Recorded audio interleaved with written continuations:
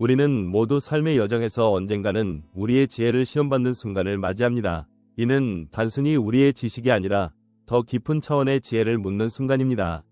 이 지혜는 교과서나 강의에서 얻을 수 있는 것이 아닙니다. 그것은 우리가 내리는 선택과 각자의 삶에서 마주하는 도전과 성취에서 쌓아가는 것입니다. 그럼에도 불구하고 우리는 때로 자신도 모르게 개인적인 성장을 제한하는 습관을 유지하며 살아가곤 합니다. 이런 습관들이 어떻게 우리를 구속할 수 있는지, 그리고 이를 어떻게 깨닫고 변화를 이루어낼 수 있는지에 대해 이야기해보려 합니다.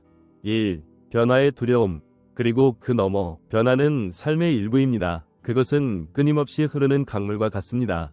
강물은 언제나 새로운 흐름을 만들어가며 우리는 그 흐름을 따라가거나 저항하며 살아갑니다. 그러나 저항은 때때로 우리가 생각하는 것보다 더 큰 고통과 불안을 초래합니다. 우리는 변화를 두려워할 때 종종 그것이 자신이 알고 있던 편안함을 빼앗아갈 것이라고 생각합니다. 하지만 변화는 우리가 두려워할 필요가 없는 동반자일 수 있습니다. 스토아 철학은 이런 변화에 대한 태도를 긍정적이고 받아들이는 방향으로 이끌어줍니다. 우리는 흐르는 물처럼 변화를 자연스럽게 받아들여야 한다는 말은 삶의 모든 변화가 우리에게 새로운 기회와 교훈을 제공한다는 뜻입니다. 우리가 저항할 때 마치 그 강을 막으려는 것처럼 결국 더 큰 충돌과 피로를 겪게 됩니다. 대신 변화는 삶의 자연스러운 흐름이므로 우리는 그것을 수용하고 그에 맞게 살아가야 한다는 것이죠.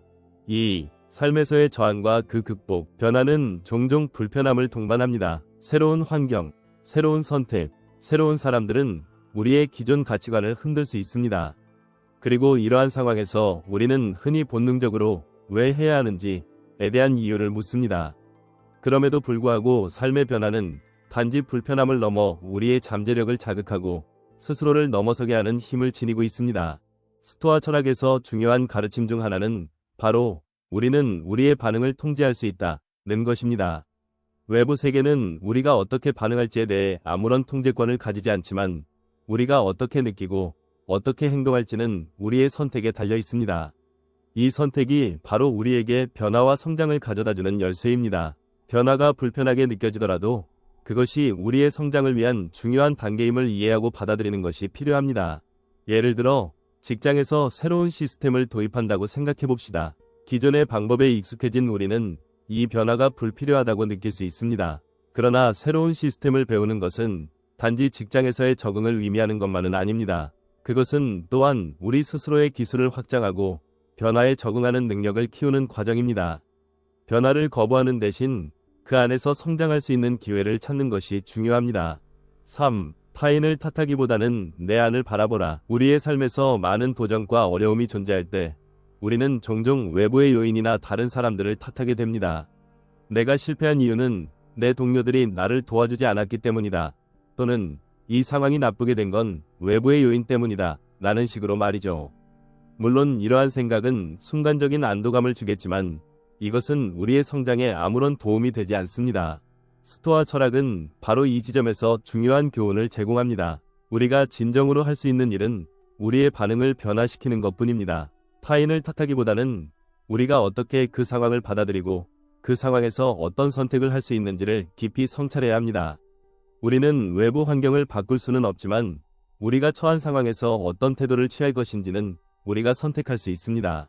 마르쿠스 아우렐리우스는 길에 장애물이 있다면 그 장애물이 바로 길이 된다 라고 말했습니다. 즉, 장애물이 우리를 방해하는 것이 아니라 그것이 바로 우리를 성장시킬 수 있는 기회라는 것입니다. 우리가 실패를 경험했을 때 그것을 단순한 실패로 여기지 않고 그 실패에서 무엇을 배울 수 있는지를 고민하는 것이 중요합니다. 왜 내가 이런 상황에 처하게 되었는가? 라는 질문을 던지고 그 안에서 자기 성찰을 통해 개선의 기회를 찾는 것이야말로 우리가 변화와 성장을 받아들이는 방법입니다. 4. 진정한 소통, 듣는 것의 가치. 대화에서 중요한 것은 말하는 것만이 아닙니다. 많은 사람들이 대화 중 자신의 말만 하려고 하는 경향이 있습니다. 상대방이 말을 하고 있을 때 그 말에 귀를 기울이기보다는 내 차례가 언제 오려나 하고 기다리고 있는 경우가 많습니다. 그러나 진정한 소통은 단지 말하는 것이 아니라 서로의 생각을 이해하고 받아들이는 과정입니다. 스토아 철학에서는 대화의 중요성을 강조합니다. 에픽테토스는 우리는 두 개의 귀와 하나의 입을 가지고 있기 때문에 말을 두 배로 듣고 한 번만 말해야 한다고 말했습니다. 이는 단순한 교훈이 아닙니다. 진정한 소통이란 상대방의 말을 듣고 그로부터 배운 후 자신의 생각을 더하는 과정입니다. 우리는 사람들과 대화할 때 자신이 말하려는 것에 집중하는 대신 먼저 상대방의 말을 깊이 듣고 그들의 입장에서 생각해 보아야 합니다. 이와 같은 소통을 통해 우리는 단순히 정보를 교환하는 것을 넘어 더 깊은 이해와 관계를 쌓을 수 있습니다. 상대방의 입장을 이해하려는 노력은 우리의 지혜를 넓히고 인간관계를 더욱 깊이 있게 만들어줄 것입니다. 5. 내면의 힘. 자신에게 책임을 지다. 우리는 종종 어려운 상황에 처했을 때 자신이 아닌 외부 요인이나 다른 사람들을 탓하려는 경향이 있습니다. 하지만 책임을 외부로 돌리기보다는 우리가 할 수 있는 일이 무엇인지를 고민해야 합니다. 우리의 삶에서 일어나는 일들은 대개 우리가 선택한 결과이거나 우리가 그것에 어떻게 반응할지에 대한 문제입니다. 스스로의 선택에 책임을 지는 것은 개인적인 성장과 성숙의 중요한 열쇠입니다. 우리는 스스로의 선택과 행동에 대해 책임을 질 때 비로소 진정한 자유를 경험할 수 있습니다. 외부의 환경이나 타인의 행동에 휘둘리지 않고 오직 자신만의 원칙과 가치에 따라 행동할 때 우리는 더욱 강하고 지혜로운 존재가 될 수 있습니다. 6. 고통과 시련, 그리고 그 의미. 삶에서 고통을 겪지 않는 사람은 없습니다.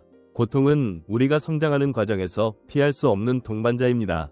그러나 중요한 점은 그 고통을 어떻게 바라보느냐입니다. 우리가 고통을 겪을 때 이를 단순히 부정적이고 피해야 할 것으로만 본다면 그 고통은 우리에게 깊은 상처로 남을 수 있습니다. 하지만 고통을 삶의 자연스러운 일부로 받아들인다면 그 고통은 더 이상 우리를 짓누르는 것이 아니라 오히려 우리를 성장시키는 자양분이 될 수 있습니다. 에픽테토스는 고통을 받아들이는 법을 이렇게 설명합니다. 우리가 겪는 고통은 그것이 실제로 무엇이냐가 아니라 우리가 그것을 어떻게 해석하는가에 달려있다. 즉, 고통의 본질은 그 자체로는 불편하거나 나쁜 것이 아닙니다. 그것을 어떻게 이해하고 해석하느냐가 우리의 삶을 결정짓습니다. 예를 들어 직장에서 해고를 당한 사람은 그것을 내가 실패했다 는 신념으로 받아들일 수도 있습니다. 하지만 만약 이 상황을 이제 새로운 기회를 찾을 시간이다 라는 신념으로 받아들인다면 그 고통은 새로운 방향으로 나아가는 도약대가 될 수 있습니다. 또한 우리는 고통을 견디는 과정에서 우리의 인내력과 끈기를 시험하게 됩니다. 이는 단순한 고통을 넘어서 내면의 강인함을 발휘하는 기회입니다. 고통을 통해 우리가 깨닫는 것은 세상에서 가장 중요한 것은 우리의 능력만큼이나 우리가 얼마나 잘 견디는가, 얼마나 잘 받아들이는가입니다. 고통을 피하려 하지 말고 그것을 이겨내며 성장하는 법을 배우는 것이야말로 진정한 자유를 얻는 길입니다. 7. 지금 이 순간, 그것이 중요하다. 우리는 종종 과거에 대해 후회하거나 미래에 대해 불안해하며 살아갑니다. 과거의 실수나 후회가 우리를 괴롭히기도 하고 미래의 불확실성에 대해 걱정하며 마음이 불안해지기도 합니다. 하지만 이러한 생각들이 우리의 삶을 지배한다면 우리는 지금 이 순간을 살아갈 수 없습니다. 우리가 살고 있는 지금을 소중히 여기지 않는다면 결국 지나간 시간은 다시 돌아오지 않으며 미래는 다가오지 않은 불확실한 것일 뿐입니다. 마르쿠스 아우렐리우스는 우리가 살아가는 것은 지금 이 순간뿐이다 라고 말했습니다. 지금 이 순간을 살아가는 것만이 우리가 변화와 성장의 기회를 얻을 수 있는 방법입니다.